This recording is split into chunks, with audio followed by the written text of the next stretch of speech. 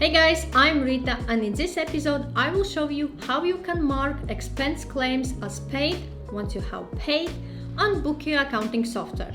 So we need to go to expense claims section and go to payments subsection. From here I have 2 claims to pay, and from 2 claims I actually have paid only one for £50, and I can put schedule for a payment. Select the date when it has been scheduled for a payment, and it was on 24th of August. Click schedule one for payment, and I can also schedule second one, and I can select date when second one will be scheduled for a payment and schedule for a payment.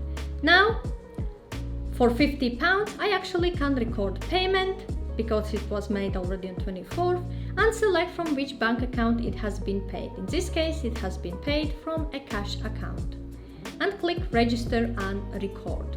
So when I go back to my expense claims, 1042 fuel is scheduled for a payment. If I look on any status, I can see that supplies has been paid on 24th of August.